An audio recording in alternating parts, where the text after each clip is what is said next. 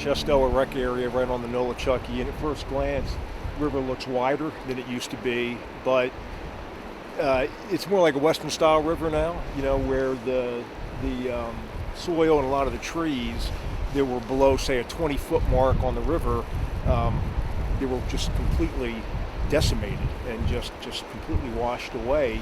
So it looks wider.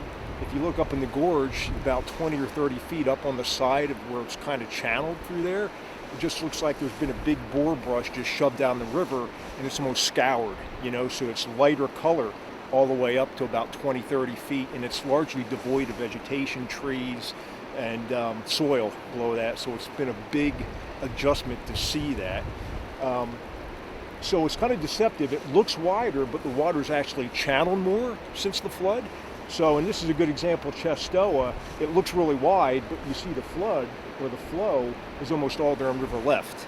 And what that means is the river is more difficult than it used to be. Think about same volume of water in a river that's in parts half as wide as it used to be, means the difficulty goes up as well. Here on the lower, it's not going to go up a whole lot in difficulty, maybe not at all, but certainly in the gorge, it's significantly more difficult up there. So, see where the truck is that's driving? The main channel used to be right to the right of where that is now, and it would just come down where all that dirt is. That was the main river, and it would keep coming down here, and here to the right, it was just ankle deep. I mean, it wasn't even hardly ever runnable. We would wade across that to get to our survival camp. So it completely changed the river, it just redirected the water. And, the reason why that happens is water typically, centrifugal force likes to go to the outside of a bend, especially at that volume. So it just redefined this whole area. Most of the flow went to the outside of the bend.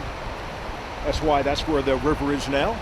And that's why so much of the damage was here relative to river left. To see this level of destruction on something that you have such a close relationship with, I think if you had all river people out here right now, like anybody that's had a history out here, I think everybody would say they're still processing it to this day. And even though I've been out here countless times since the flood, I still can't help but come out and just stop and stare and still try to process it.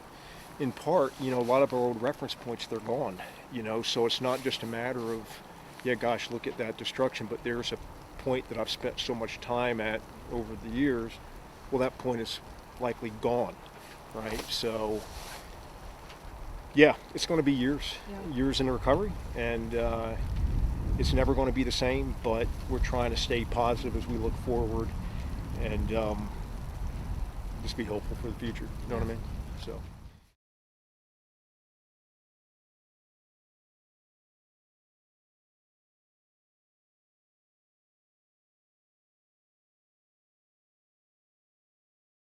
The hope is that our outpost here is operational again by mid-April for Noli Fest.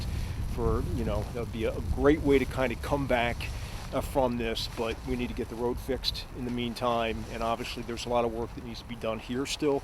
To that point, what Matt Moses and his partners, our partners at USA Raft, if anybody has any skill with carpentry and earth moving, if anybody has any lumber or any supplies they can either donate or offer at a significant discount, then we would all be very grateful for that. And I'll provide Matt's, he said anybody can contact him on his cell phone to help with that, because that's the point we're at. A lot of the people that suffered damage, whether it's businesses and homes out here that lost everything, they didn't have flood insurance because they had good insurance here, but it's not going to cover a lot of the cost of repair.